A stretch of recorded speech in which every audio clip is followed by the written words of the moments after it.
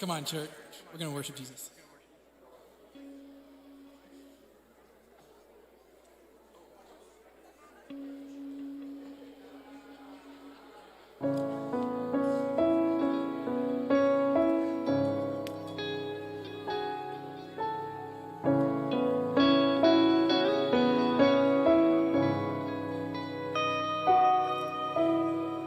In tenderness he sought me,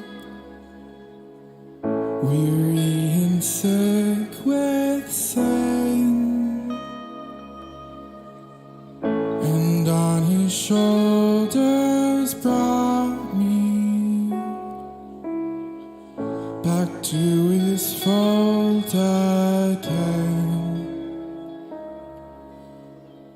While angels in his presence sing, until the courts of heaven ring. Oh, the love that sought me. Oh,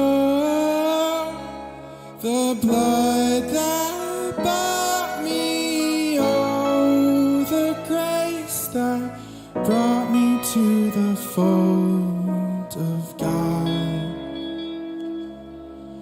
Grace that brought me to the fold of God.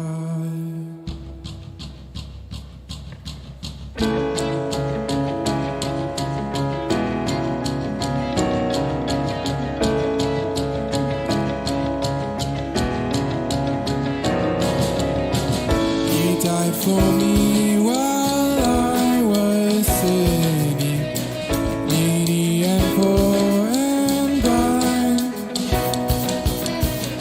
He whispered to assure me, I found thee, thou art mine. I never heard a sweeter voice. It made my aching heart rejoice. Oh, the love that sought me. Oh, the blood that bought me. Oh, the grace that brought me to the fold of God. Grace that brought me to the fold of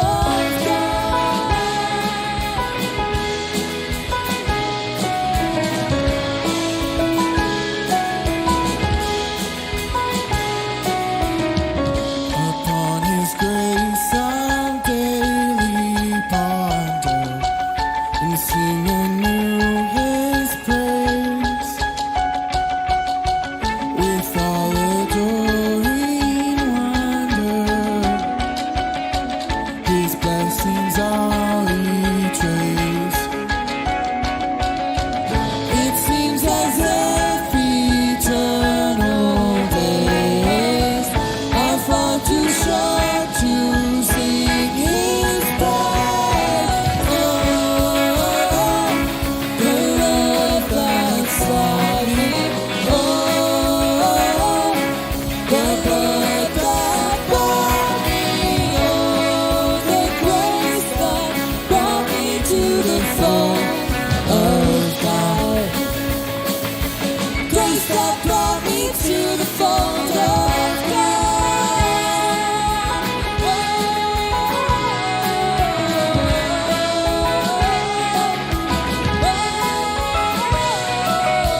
Oh, the love that sought me. Oh, the love that brought me. The grace that brought me to the fold. Grace that brought me to the fold of God.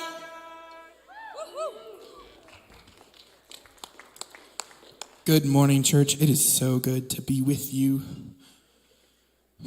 I've had a heavy week. A lot of the people in my life have had a heavy week. And I have this feeling that many of us beyond that have had heavy weeks. And if you haven't, we can look forward to next week and go, yeah, that's going to be heavy. It's going to be, no matter where you stand, that's going to be heavy. That's going to be rough. But church, we have an invitation in our wrestling. There's an invitation from Jesus to be his witness. In the midst of our wrestlings, in the midst of external or internal angst, Jesus invites us to be people who are peaceful, people who are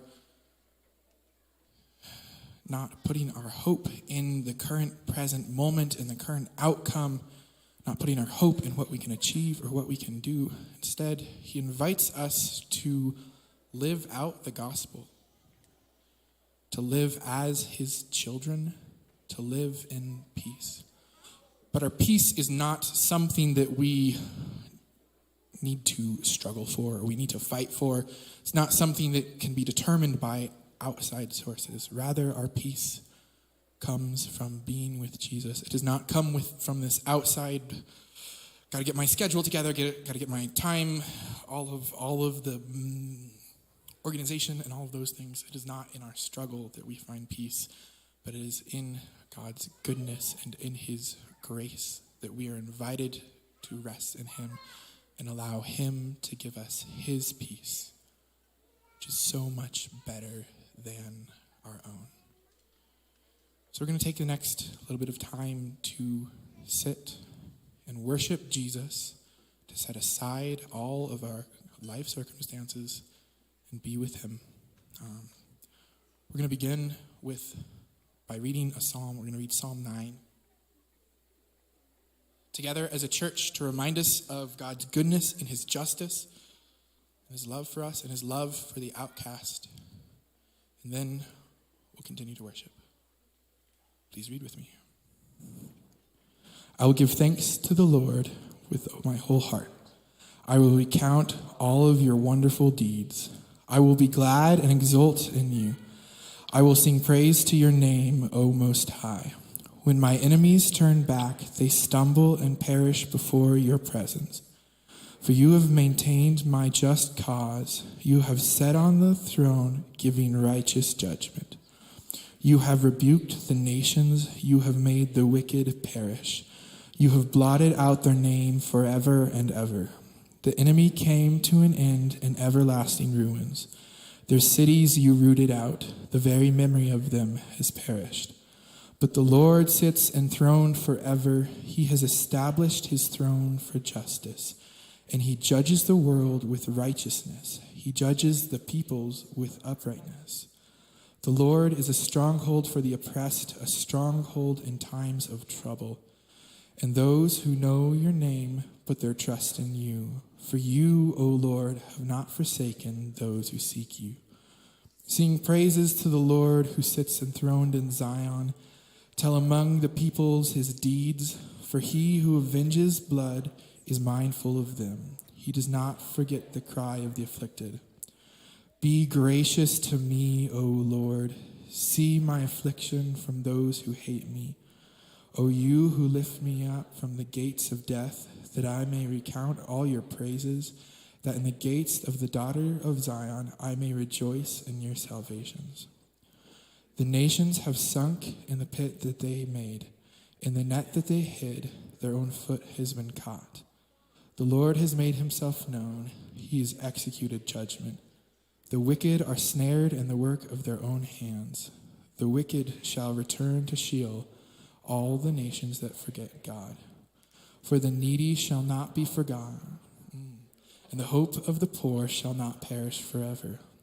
Arise, O Lord, let not man prevail. Let the nations be judged before you. Put them in fear, O Lord. Let the nations know that they are but men.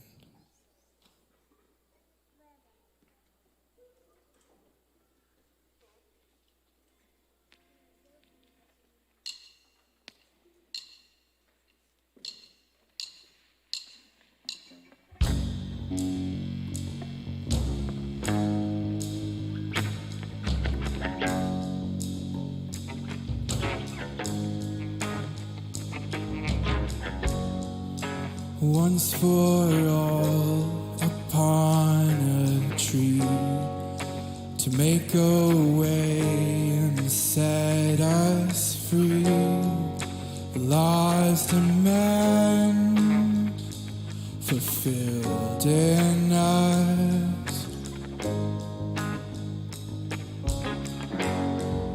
The curtain torn by sacrifice,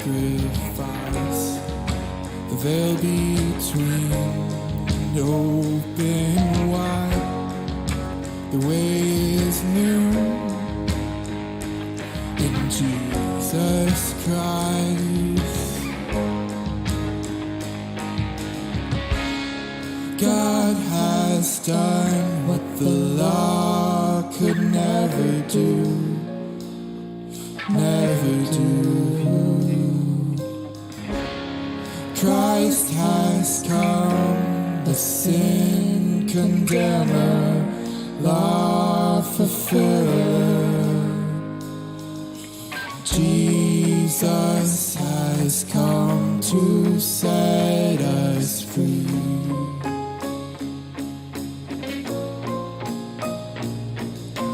Jesus has come to set us free.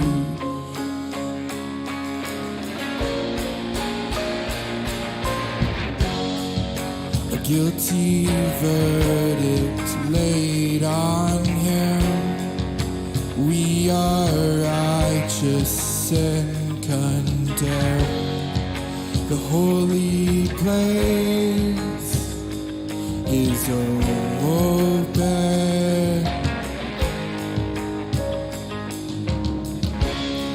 God has done what the law could never do. Could never do. Christ has come, the sin condemner, law fulfiller. Jesus has come to set us free.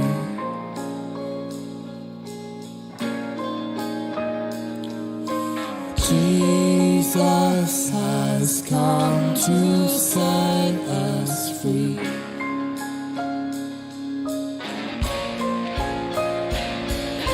Jesus has come to set us free.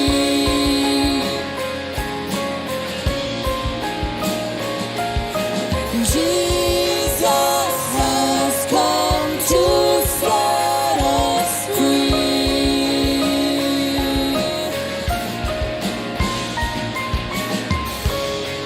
God has done what the law could never do. Could never do. Christ has come, the sin condemner, law fulfiller. Jesus has come to set us free.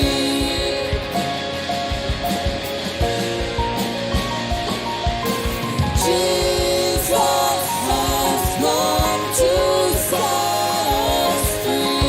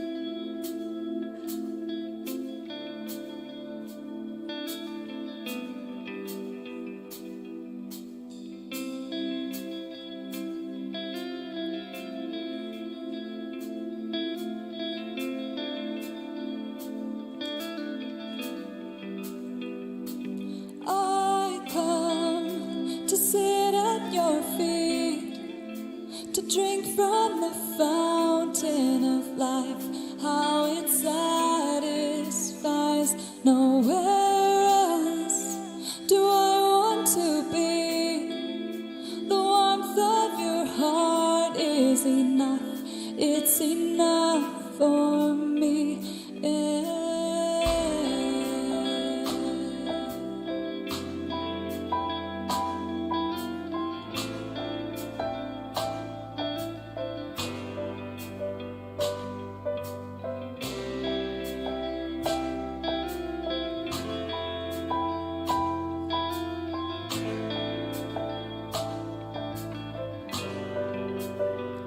Oh, I've come to have communion with the King, to sit at the table and dine with the highest priest.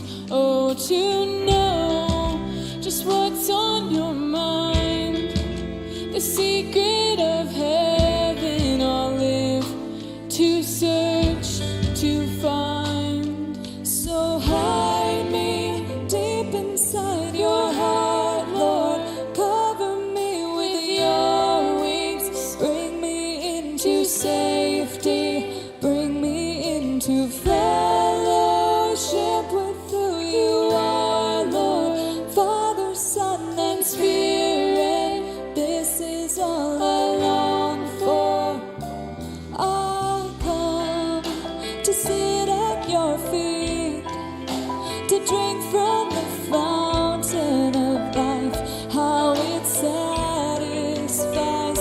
Nowhere else do I want to be. The warmth of your heart is enough. It's enough for me.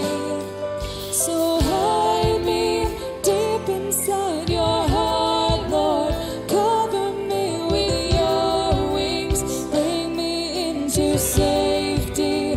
Bring me into fellowship with who you are, Lord. Father, Son, and Spirit.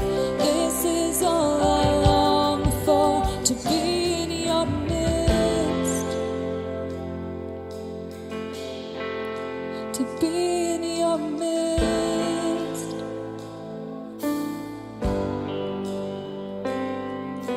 Oh, this my heart's desire, to know you and be known, to know you and be known. Oh, this my heart's desire, to know you and be known, to know you and be known. Oh, this my heart's desire, to know you and be known, to know you and be known by you, Jesus. This my heart's desire, to know you and be known, to know you and be known by you, Jesus. This my heart's desire, to know you and be known, to know you and be known by you, Jesus. This my heart's desire, to know you and be known, to know you and be known. So hide me deep inside your heart, Lord. Cover me with your wings. Bring me into safety. Bring me into fellowship with who you are, Lord. Father, Son, and Spirit. This is all I long for. Oh, hide me deep inside your heart, Lord. Cover me with your wings. Bring me into safety. Bring me into fellowship with who you are, Lord. Father, Son, and Spirit. This is all I long for.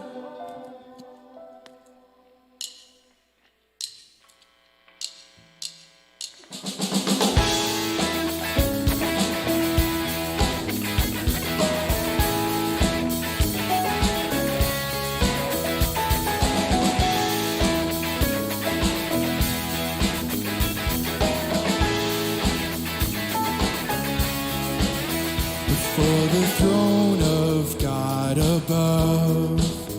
I have a strong and perfect plea, a great high priest whose name is love, whoever lives and pleads for me.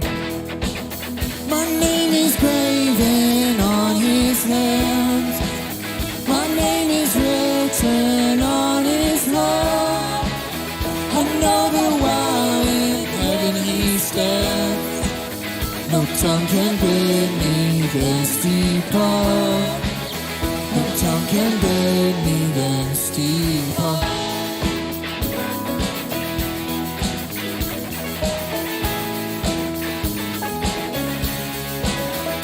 Satan tempts me to despair and tells me of the guilt within. Upward I look and see him there, who made an end of all my sin.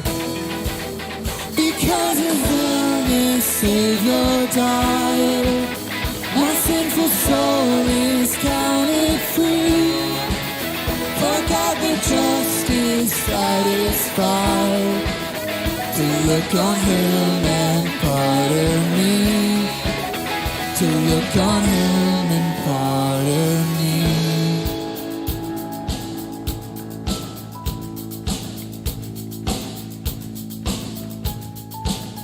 Behold him there, the risen Lamb, my perfect spotless righteousness, the great unchangeable I am, the King of glory and of grace. One with himself I cannot die, my soul is purchased by his blood, my life is here with Christ on high, with Christ my Savior and my God. Because the sinless Savior died, my sinful soul is counted free. For God the just is satisfied to look on him and pardon me, to look on him and pardon me.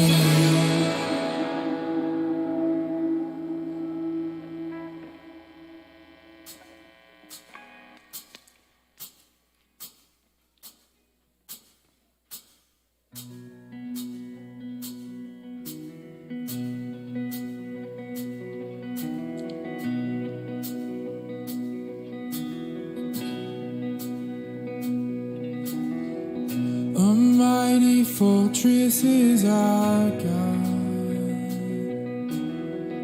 a bulwark never failing, our helper he amid the flood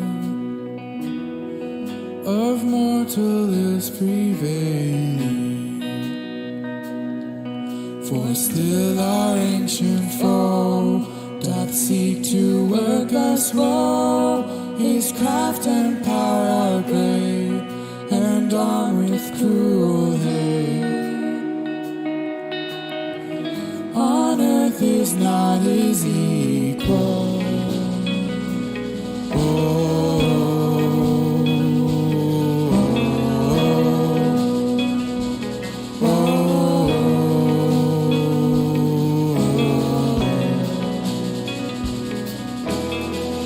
If we in our own strength can fight, our striving would be losing. Were not the right man on our side, the man of God's own choosing. You ask who that may be, Christ Jesus it is he, the Lord of hosts his name, from age to age the same.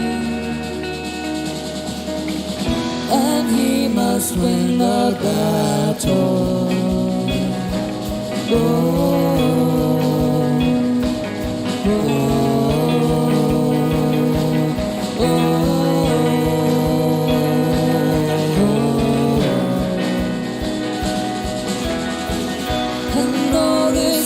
with devils filled, should threaten to undo us. We will not fear, for God hath willed His truth to triumph through us. And though this world with devils filled should threaten to undo us, we will not fear, for God hath willed His truth to triumph through us. Whoa.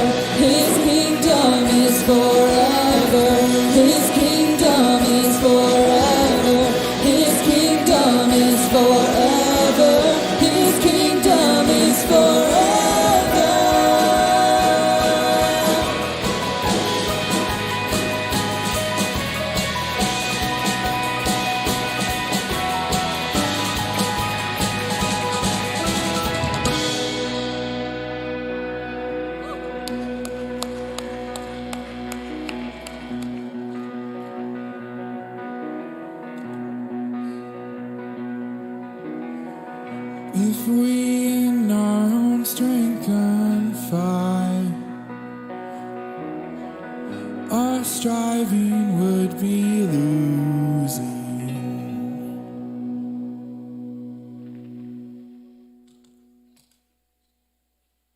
Jesus, I thank you that you have given us redemption, that you have made us yours, that you have set our hope on something so much greater than our current circumstances. Lord, teach us to fix our eyes not on the world, not what's happening on around us, but teach us to fix our eyes on you. Amen. Please be seated. At this time, actually, maybe some of you don't need to be seated yet. Go ahead and take your kids to kids ministry. There's a whole bunch of details up on screen.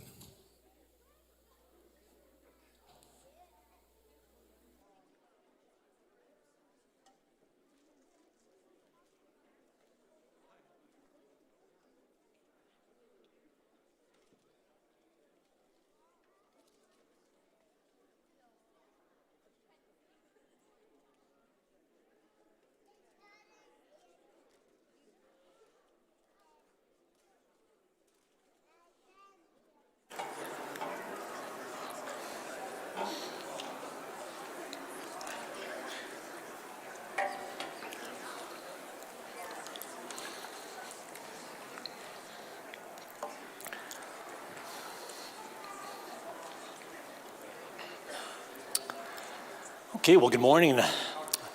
Hope you all enjoyed your extra hour of sleep last night. I certainly did. And hopefully we're well rested and alert this morning. Speaking of that, there's one other thing I want to alert you to. You might have walked past it when you came in here in the lobby. Today is Cinnamon Roll Sunday. It's an important Sunday in the calendar of the church here. Cinnamon Roll Sunday, that means you can go back there and you can get some delicious homemade cinnamon rolls. There's a donation you can make. It's to raise money, one for women's ministry and also for our Serve 6.8 Resource Center. So go back and get your cinnamon rolls today. In telling you that, I am trusting you though. Okay, I'm trusting you not to be distracted, not to leave while I'm teaching here, to get your cinnamon rolls. I'm trusting you to wait until after I'm done here. So please don't damage my trust in all of you. But anyways, I do want to welcome you. I welcome you, especially if you're visiting. If this is your first time with us, we are delighted that you could join us this morning. Let me explain a little bit of what we're doing right now. We're in a series. We're actually in a very long series. It's going many months this year, but this series is made up of several mini-series where we're handling some different topics, maybe a few weeks at a time, as we're marching through the Sermon on the Mount, Matthew 5 through 7. But right now, we're just at the end of one of those little topical mini-series in week 3 out of 3. And let me explain what we're doing in this little mini-series.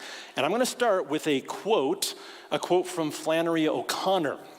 And she was a writer in the middle of the 20th century. She grew up in the southern United States, mostly in the state of Georgia. And she describes the culture that she grew up in the southern United States. And here's what she says. She says, "I think it's safe to say that while the South is hardly Christ-centered, it is most certainly Christ-haunted." And I like that description there. She was describing a world that she grew up in, and I think she is also describing a world that we have grown up in as well. Here in the middle of the 20th century in the southern United States, she could say that while many people did not center their lives on Jesus, Jesus was still everywhere. And Jesus was behind and over and underneath things, and he was haunting that culture. Now today, here in Fort Collins, but also across the nation and even around the world, that is somewhat true as well. I think we're probably less or further from being Christ-centered than the mid-century South, the United States, but we are still very much Christ-haunted. And we are still influenced by Jesus in actually radical ways, even if they seem subtle. Even if we're unaware of them, we are still haunted by Jesus. And Jesus is over and under and behind everything.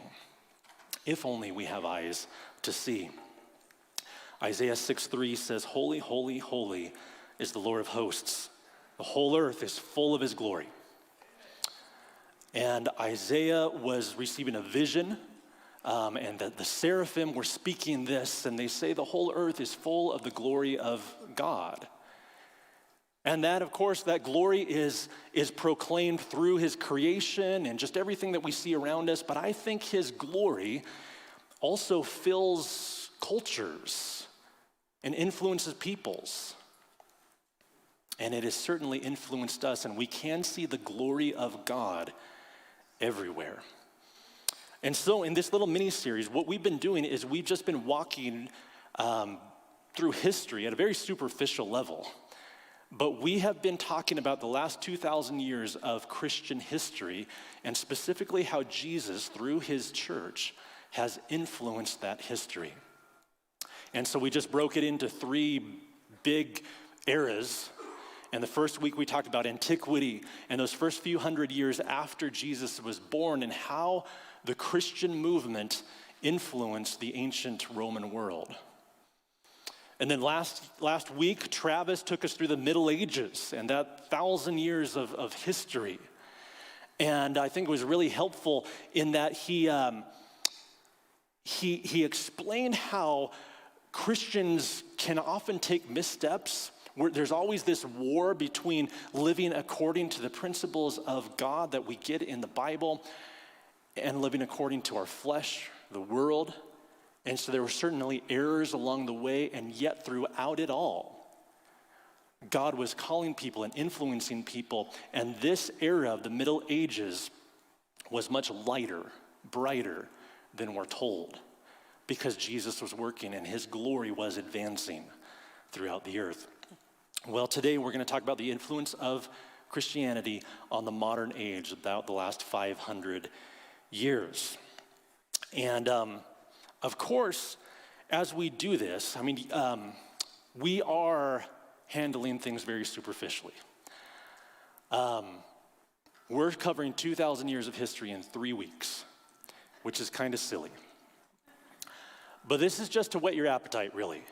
You know, there will be glaring omissions today, just like there have been the last 2 weeks. There are things that we could talk about this morning from the last 500 years that I just won't. I'm just going to pick out a couple things and handle them very, very quickly, really. So there will be glaring omissions again this morning, but again, this is to whet the appetite, and this is to encourage you to become a little bit more of a student of history and explore these things a little bit more. And if you want to do that, I'd love to give you some book recommendations. Travis could as well, and just to think through some of these ideas a little bit more. But we're going to cover the modern age today. And what I want to start with is a summary of modern ideology, a summary of what I think are some of the core values that our world holds very, very dearly in this age. And so I'm going to start with our famous yard sign. Okay, our yard sign. Now, we've mentioned this before. Obviously, we've seen these yard signs everywhere in the last 4 or 5 years. But I share it this morning because I do think it's such a good, succinct summary of the values of our modern age. And what I want to say this morning is that these statements, I mean, there are different versions, of course, of this sign, but these 5 statements that I have up here are thoroughly Christian statements. They're thoroughly Christian. And we might ask, well, then why is it that Christians don't have all these signs in their yards, and it's generally non-Christians that put these signs in their yards? Well, what I want to describe today is that I believe that each of these 5 statements, they have their origin in biblical assumptions. Now, since that origin, they are often tweaked and twisted and often divorced from other balancing biblical values, and that's why many Christians cannot put these statements forward, knowing that there's a lot of other ideology that's attached to them that perhaps we cannot accept. But at their root, I'm going to say these sprung from very, very Christian values, and they are almost fully dependent on Christian assumptions. We just don't realize it. And most of the world holds these values, but we just don't realize their origin. Tom Holland says, so profound has the impact of Christianity on the development of Western civilization that it has come to be hidden from view. It is the incomplete revolutions which are remembered, the fate of those which triumph is to be taken for granted. And I think that's true. There has been a Christian revolution that has triumphed, but a lot of the foundation of that revolution has been taken for granted. Another, a little more punchy way of saying it from Glenn Scrivener, you are a goldfish and Christianity is the water in which you swim. I think that's very much true. Again, we don't realize it, but we swim in Christian assumptions in our modern age. Okay, so let's go back to our yard sign. And what I'm going to do is I'm just going to break this down into 2 broad categories. Broad categories of values that are represented, I believe, in this yard sign. And the first one, just from one statement on this sign, is science. Okay, so it says science is real. So obviously there's a strong advocacy for science. We want to pursue science. We want to be on the side of science. And so this is declaring a value, the value of science. Secondly, I'm going to take the other 4 statements and just lump them under what I'll just call human dignity. Okay, human dignity. There's a great value in humans, in humanity in general, and in the individual human. And there's human equality and human rights. And so in these statements, we see an equality across gender distinctions, across racial and ethnic distinctions. There's a great value in the inner world of the human, of the individual human. And so I'm just going to lump these all under human dignity. And I'll say that these two values, just boiling it down to these two things, science and human dignity, those things describe a lot of what we value in our age. They weren't always valued. Those are fairly modern, you could say. But they are very much valued today. And so again, we all want to be on the side of science, and we all want to champion human dignity. That summarizes the values of our age. And so what I'd like to do, again, just very briefly, is walk through each of those, science and human dignity, and argue that those values could not have come about apart from the Bible, apart from the influence of Jesus Christ. So we're going to start with science. And I'm going to go back to the beginning of this modern age, and I'm going to overlap actually quite a bit with what Travis shared last week as he talked about the Middle Ages and then coming out of the Middle Ages. And I want to talk about that transition and what's commonly known as the scientific revolution and how that came about.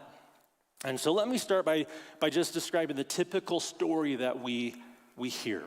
Here's what happened, supposedly. Nicholas Copernicus placed the sun rather than the earth at the center of the universe and delivered the world out of superstitious darkness and into the glorious light of the scientific revolution. Okay? Now, we've been told that story in lots of different ways, probably while we've been growing up, and I'm just going to say that I don't think that story's true. I think it happened, it was much more complex than the typical story that we are given. Ernest Hemingway writes in one of his novels this little dialogue between two of his characters in this novel. One character asks, "How did you go bankrupt?" And the other one says, "2 ways, gradually, then suddenly." And that's true of most things, probably. Often there is this tipping point where it seems like there is this revolution, there's this sudden happening, but almost always there was a very gradual, maybe a very long gradual process that led up to that tipping point, and I think that was very much true of the so-called scientific revolution. It was much more gradual than we're led to believe, and so let's think about that, or just think about what may have happened in those centuries leading up to the scientific revolution. And here are a few statements that I just want to make. Number one, Copernicus could draw his conclusions only because others had established important ideas in the preceding centuries.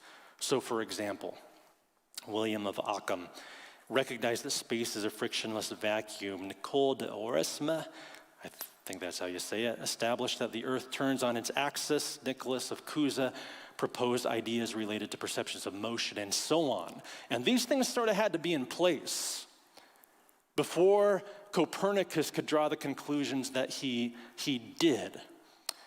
And it's kind of like that famous quote from Newton about he could only see farther than others because he was standing on the shoulders of giants. And this is typically the case. Okay, Copernicus could only say what he said because he was standing on shoulders of giants, and these things were put in place in the centuries leading up to him. Furthermore, these ideas grew in the soil of what is called Christian scholasticism. And I'm putting a lot of words up on these slides. I know they're wordy. Hopefully we can hang with this, but I think this stuff is important. And let me explain that. So scholasticism grew out of Christian monastic schools in the several centuries before Copernicus. It was this medieval method of learning, and it dominated European education. Often it is said to have started around 1100 AD.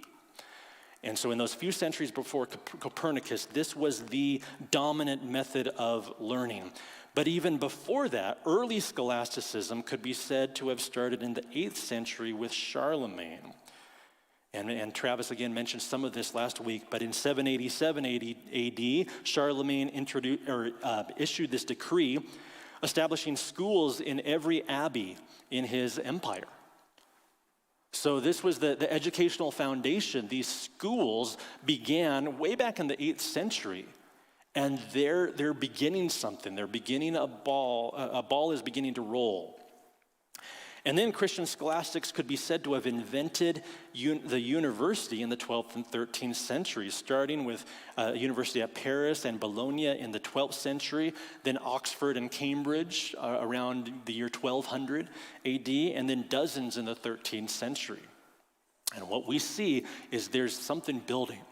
There's a soil that's being prepared here for centuries leading up to the scientific revolution. In addition to that, there were numerous medieval technological advancements that were probably necessary for science to really emerge. For example, there were things like these: water mills, windmills, dams, heavy plows, chimneys, eyeglasses, sailing ships, some of which were invented in this period, some of which there were just huge advancements taken in these areas. But these are not advancements in, say, astronomy, but they are advancements in practical engineering. And these probably helped to create a certain kind of society that was capable of science. These helped to relieve a lot of burden from the common man.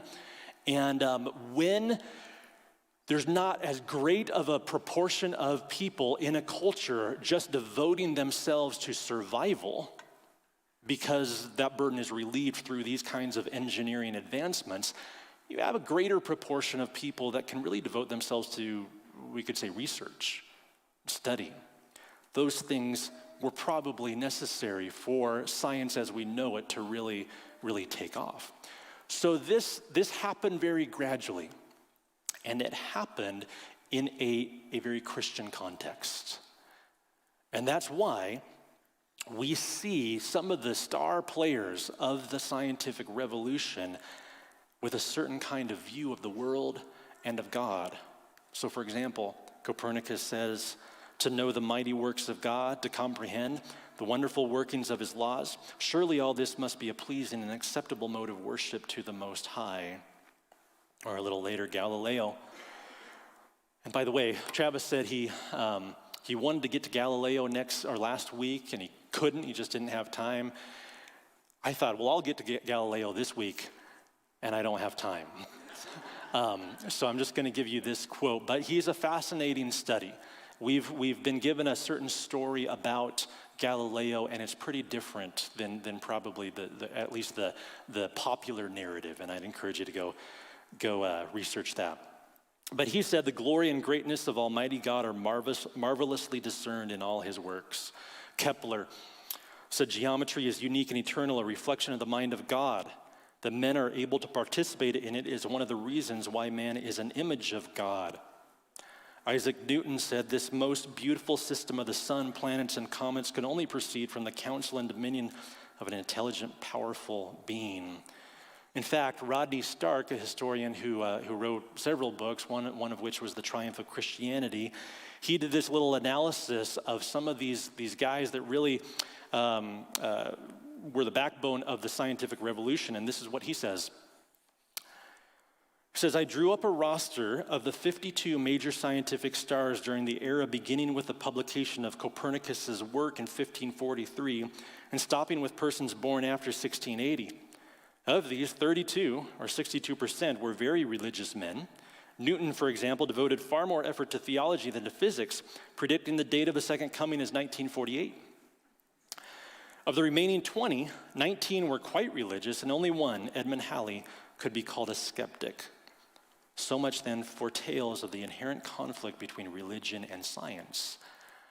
Okay, for this century or two, that is termed the scientific revolution, it was powered by people that had a very, very biblical way of thinking. They saw the world through a very biblical lens. And that was prepared centuries preceding the scientific revolution by a very Christian atmosphere.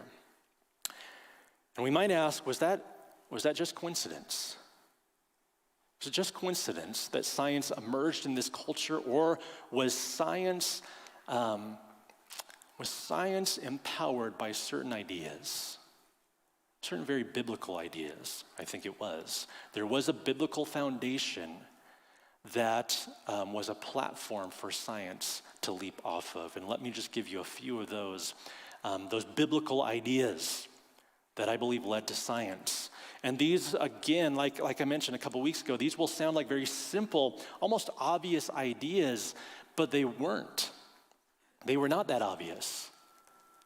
Not everybody believed these kinds of things, but I think they had to be in place. Number one, God created the world with purpose and order. Seems pretty simple, but that's really important. He did create it with purpose and order, and we could go through dozens and dozens and hundreds of verses in the Bible that just indicate this. As people worshiped God, they saw a God who was orderly and structured and arranged things with great intention. Isaiah 40, verse 26 says, "Lift up your eyes on high and see who created these. He who brings out their host by number, calling them all by name. By the greatness of his might, and because he is strong in power, not one is missing." And you just see a view of God that, again, was very orderly. God had everything in place. He called them out by name. He numbered things. He created a structured universe. Psalm 74, 16 through 17. "Yours is the day, yours also the night. You have established the heavenly lights and the sun. You have fixed all the boundaries of the earth. You have made summer and winter." And God, again, creates these cycles and seasons, and he marks them by what's going on in the heavens, and you see an orderly God.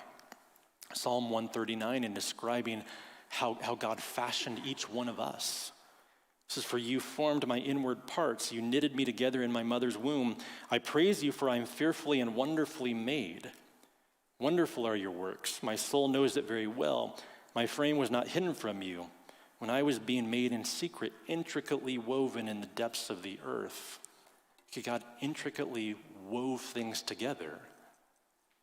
And again, this was not obvious. This was not the common view, but God fashioned and shaped and molded things, and he did it very, very purposefully. So God created the world with purpose and order. Number two, God intended for his creation to communicate something. Okay, there was something that he was saying through his creation. Okay, he wanted it to be intelligible. Psalm 19, 1 through 3. "The heavens declare the glory of God, and the sky above proclaims his handiwork. Day to day pours out speech, and night to night reveals knowledge. There is no speech, nor are there words whose voice is not heard." Okay, God wanted to communicate through what he designed. He's speaking. And so when you believe that, when I look out at the world and I find things in this world, God is saying something to me that I can understand. God designed humans to experience wonder, awe, of course, worship. And this is not obvious either.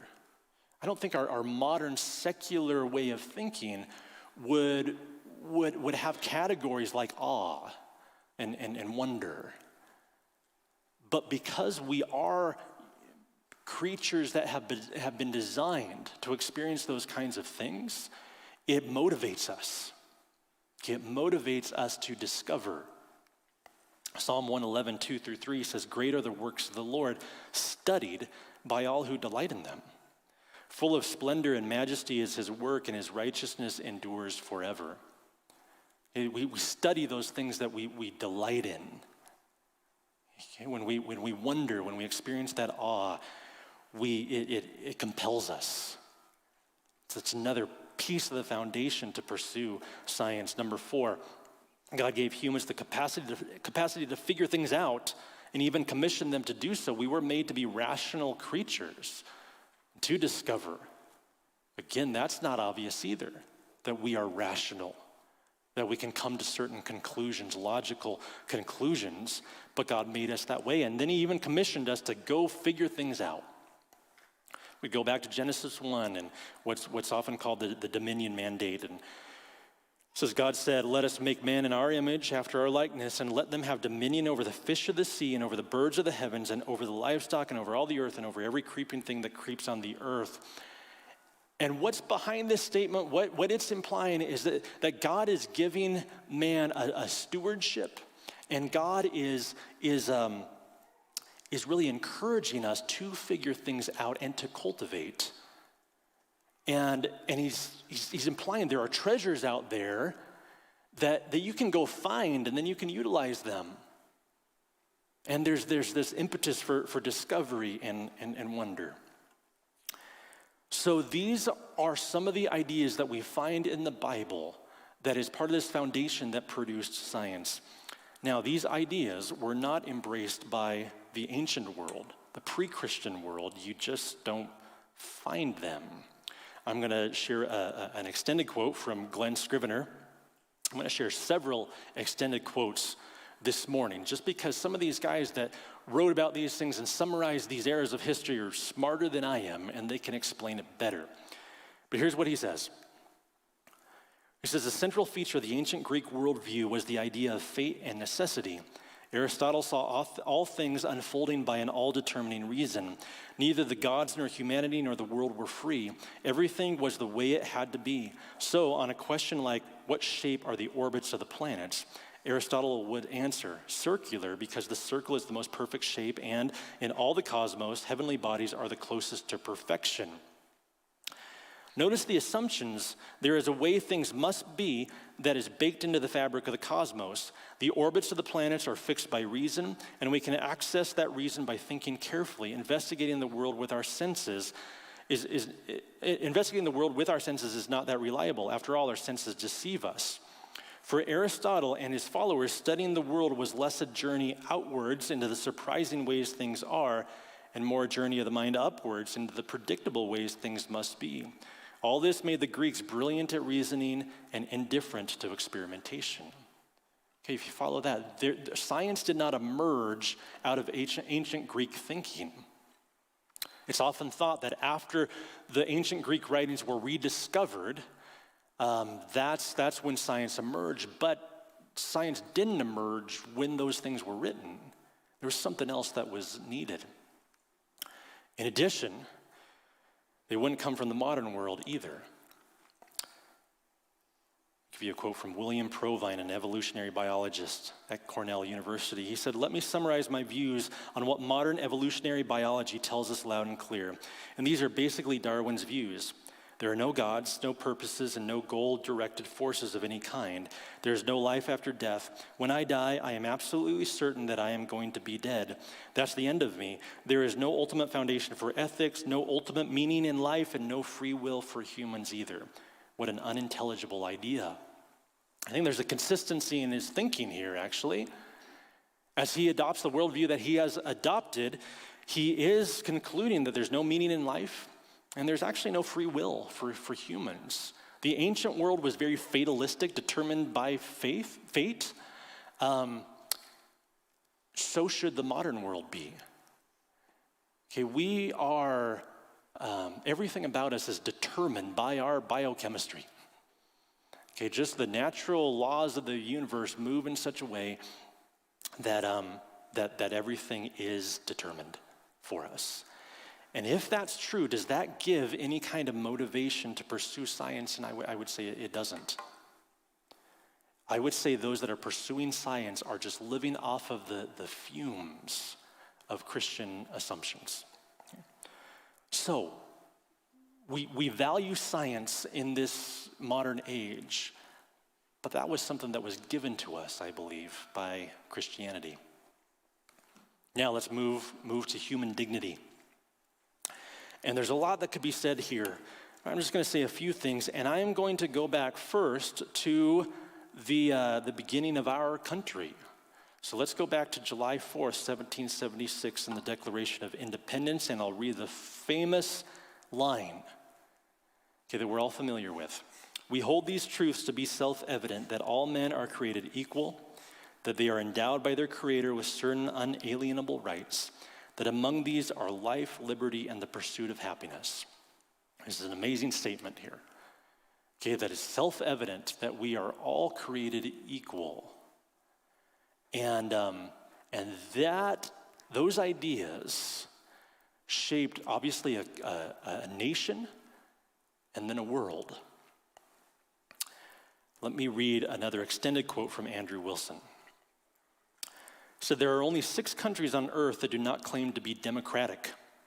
Over 3/4 of the nations of the world have the word republic in their official name, including 5 people's republics.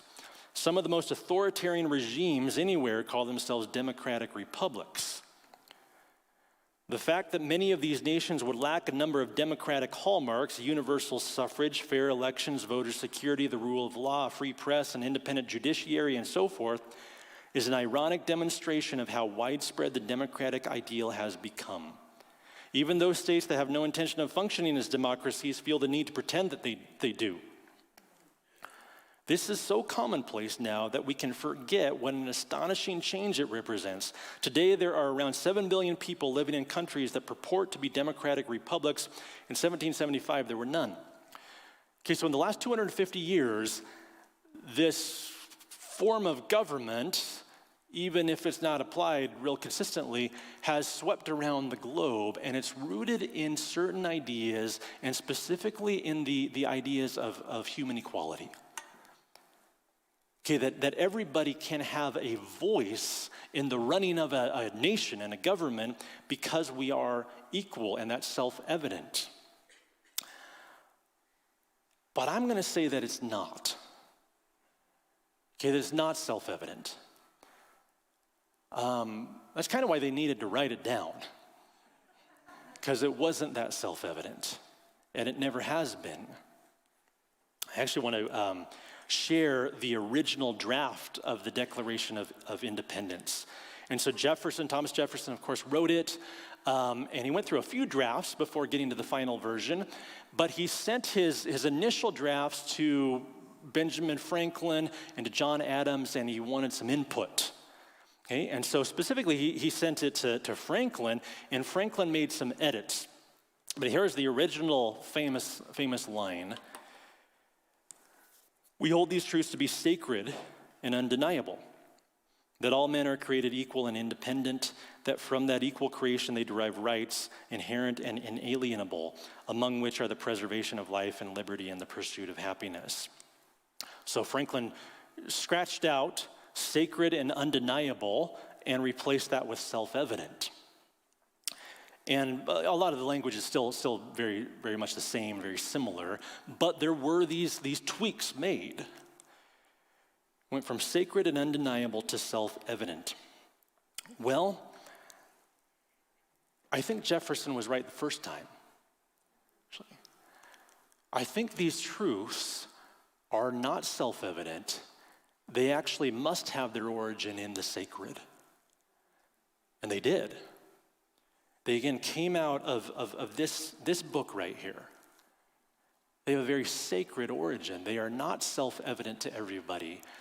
Cultures throughout history have not held those truths to be self-evident, that all men are created equal. And we talked about that the first week and the second week. That in most cases it's evident it's the other way around. There are certainly inequalities everywhere you look. That's what's self-evident. These truths are sacred. One more long quote from Andrew Wilson. "The Declaration's famous preamble depends heavily on Algernon Sidney, and especially John Locke, who argued that there was nothing more evident than the equality of human beings, and that, being all equal and independent, no one ought to harm another in his life, health, liberty, or possessions. In saying this, Locke was not innovating. He made it very explicit that he was also borrowing, in his case, from a passage in the Laws of Ecclesiastical Polity by the Reformed theologian Richard Hooker." And then he quotes that passage. And Hooker was not being original either. He was standing in a rich tradition of Christian reflection on theology and government stretching back to the church fathers and beyond. In the passage cited by Locke, Hooker was quoting directly from the Code of Justinian and Christ's words in Matthew's gospel. So yes, the equality of all humans seems staringly obvious, at least in theory. We'll set aside the whole slavery issue. To Franklin and Jefferson, but that was because their culture was saturated with Christian assumptions. So much so that the concepts and phrases they used were taken from Locke, who had got them from Hooker, who had got them from Scripture. And so by the time Jefferson penned the Declaration of Independence, he had been so saturated in Christian assumptions that he could write this. Again, Franklin tweaked it a little bit. But these truths that we hold to be self-evident and that have spread all around the globe originated in the sacred. We hold these truths to be sacred. And let me also draw out some of the biblical truths that underlie this. Number one, God himself is united across distinctions, so we believe as Christians in a triune God. We believe that God is three and that he is one, that there are three distinct persons, but they are united under one Godhead. That we are monotheists, and yet there is distinction within the Godhead. Matthew 28:19 in the famous Great Commission, Jesus says, "Go therefore and make disciples of all nations, baptizing them in the name of the Father and of the Son and of the Holy Spirit." And so this is this is one of many passages that just demonstrate that the three persons are all together. There are these distinctions across unity, and right there in the person of God himself is the foundation for equality, human equality across distinctions. Number two, every human being is made in the image of God. We can go back to Genesis 1 again. So God created man in his own image. In the image of God, he created him, male and female, he created them. We are all made in the image of God, and this is really so much of the foundational truth that everybody, regardless of their gifting and all of the things that could be distinct about an individual, every single human person projects the image of God. And when you believe that, that leads you towards these values of human equality and human dignity. And then thirdly, throughout the Bible, God made special accommodations for the outcast. We could go back to the beginning of the Bible. In Deuteronomy 10, he executes justice for the fatherless and the widow and loves the sojourner, giving him food and clothing. And then we see it especially in the life of Jesus. Jesus welcomed the little children. Jesus leaves the 99 to rescue the one. Jesus pursued the sinners, the tax collectors, the lepers, etc. And we see a God who makes these special kind of accommodations to reach down and include everybody. These truths came out of the Bible. Now again, these ideas weren't embraced by the ancient world. We talked about that week 1. And they wouldn't come from the modern world either. Historian Yuval Noah Harari says most legal systems in the world today are based on a belief in human rights. But what are human rights? Human rights, like God in heaven, are just a story that we've invented. They are not an objective reality. They're not a biological fact about Homo sapiens. Take a human being, cut him open, look inside, you will find the heart, the kidneys, neurons, hormones, DNA. But you won't find any rights. The only place you find rights is in the stories that we have invented and spread over the last few centuries. They may be very positive stories, very good stories, but they are still just fictional stories that we've invented. And I think that's a good, again, honest summary. He's still saying that these stories are good, and I don't know why that claim can be made. But he is saying there's no self-evident human equality and human rights there.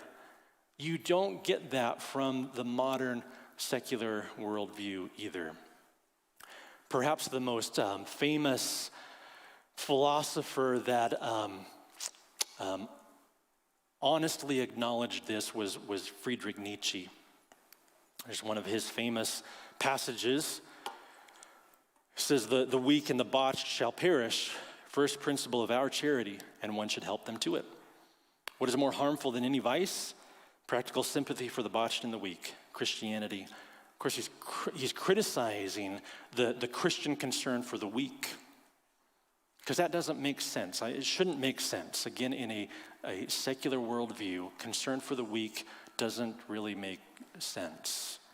And so he speaks things like this. He's also very critical of those who wanted to retain Christian morality, while rejecting the Christian theology, foundation for that morality.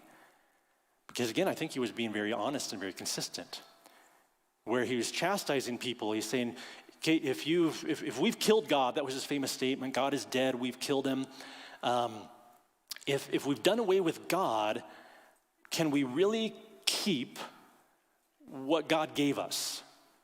Basically the ethic that God gave us. And he's saying, no, we can't. Now this eventually drove him mad. And that doesn't happen with most people. Most people live inconsistently, I think. Most people live with this kind of cognitive dissonance where they do believe in these kinds of values of human dignity and equality and freedom and all of these kinds of things, but they divorce themselves from what gives those values any kind of foundation. And the question is, can we live with that forever? And I think not. Okay, I think if we reject the foundation, but try to keep really the fruit, we reject the root, but try to keep the fruit, I don't think it's going to last forever. It may last for even generations, but eventually we're going to run out of gas. We're going to stop living off those fumes. I've heard it compared to cutting off the branch that you're sitting on. And that is what we do when we reject the Christian foundation. So again, going back to Isaiah 6:3, holy, holy, holy is the Lord of hosts. The whole earth is full of his glory. God can be seen everywhere. In all kinds of ways he is seen. But he is even seen in how he has shaped culture and the world and nations and us. And as we close out this morning, I just want to speak about implications of that very briefly. And start, kind of like I did in week 1, speaking to those who may not yet have believed. Maybe you haven't come to faith in Jesus yet. And then I want to speak to those who have.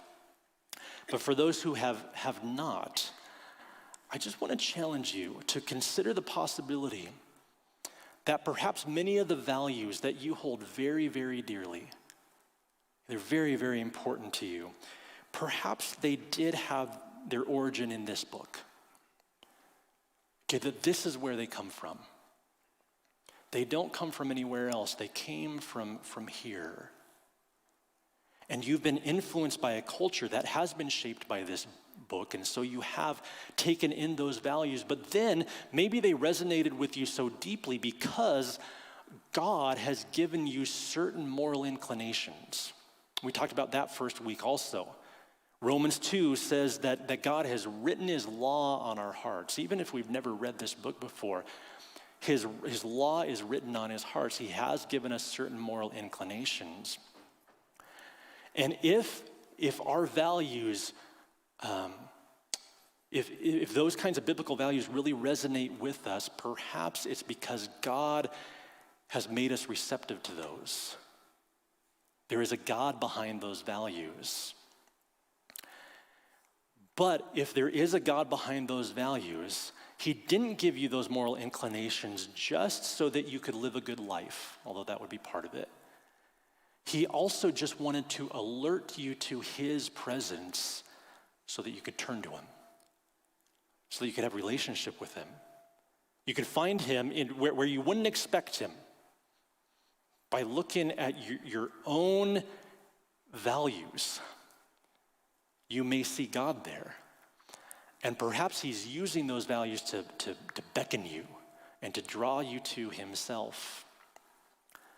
Besides, and this is kind of the sobering part, if he has given us moral inclinations written on every heart, every human heart, will he hold us accountable to those moral inclinations?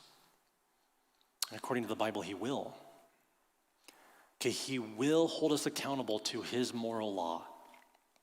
The problem is all of us have broken that moral law.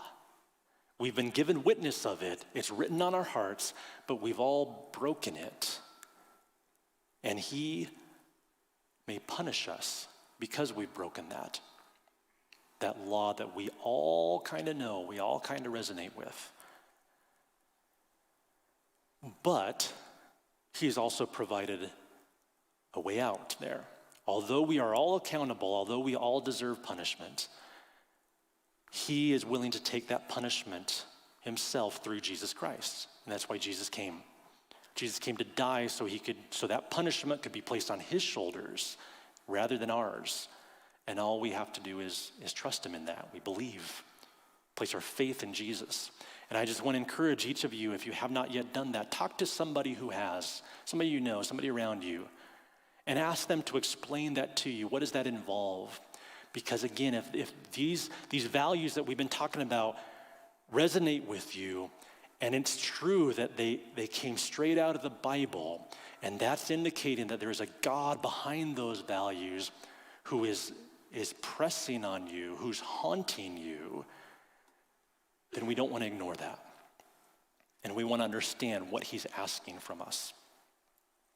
Secondly, though, for those of you that have believed, that have placed your faith in Jesus, I just want to remind us all that he can be trusted.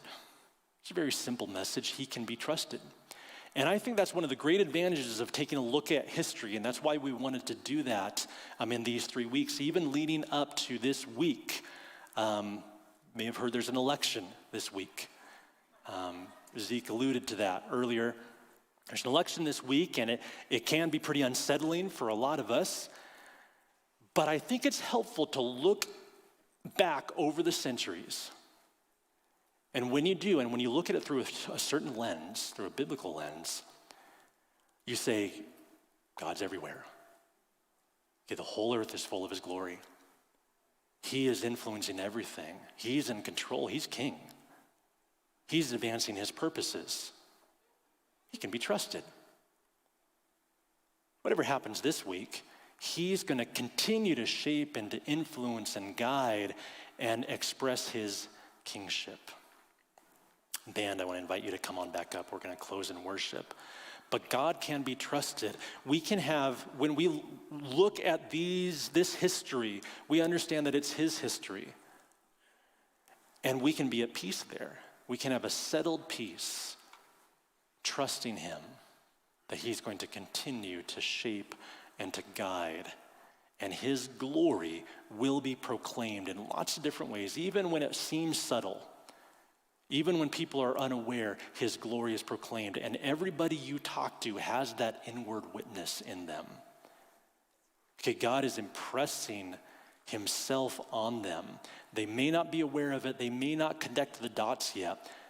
But God's doing that in them. And so whenever you're talking to somebody, you can be confident. God is working. God has provided something here of himself. They just need to have some dots connected. Why don't you stand? Let's worship him.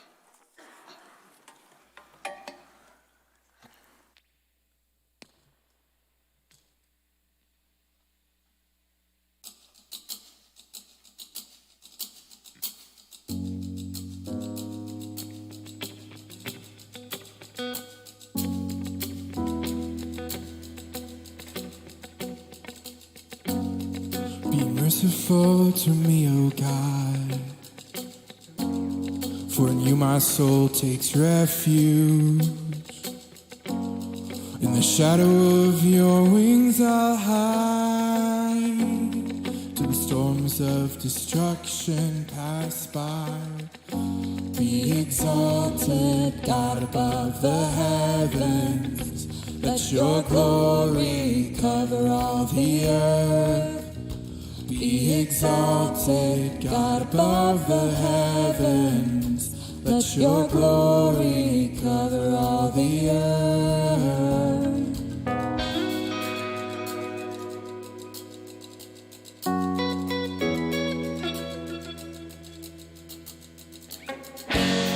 My soul's in the midst of fiery beasts,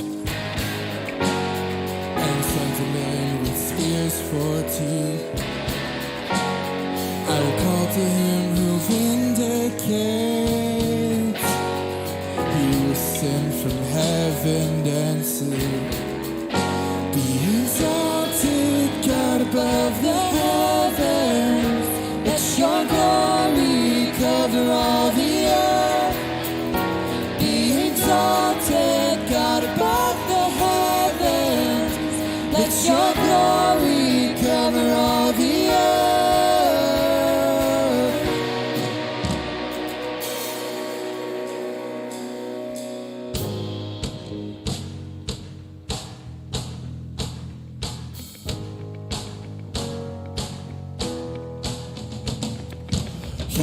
descend from heaven and save me. For great is his love, reaching to the skies. With steadfast heart sing this song, awake my soul, ignite the dawn. He was sent from heaven and save me. Be exalted, God above the heavens. Let your glory cover all the earth. Be exalted, God above the heavens. Let your glory cover all the earth.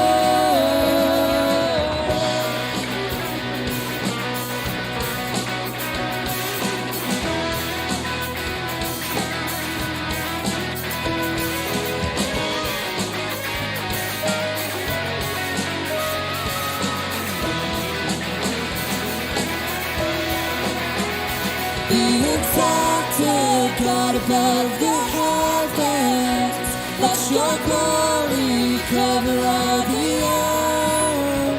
Be exalted, God above the heavens. Let your glory cover all the earth.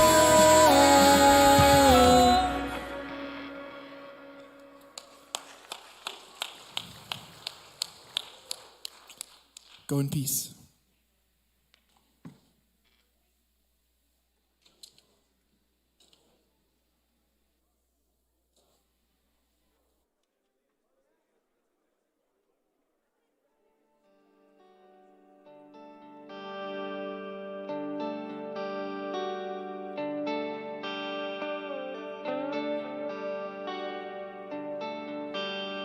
My God, He is constant. My God, He is near. Gives me a hope and takes all my fears away.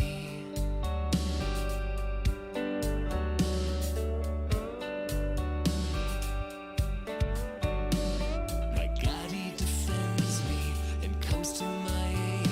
I was trapped by the world, and God, oh, He made me free.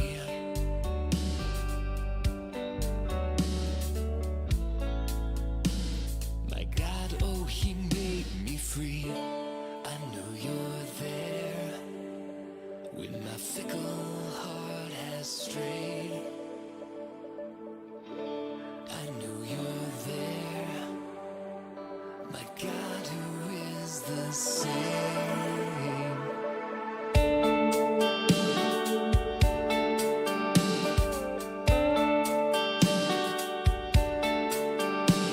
My God, He forgives me for all that I've done. He hangs on my cross so I can be one with Him.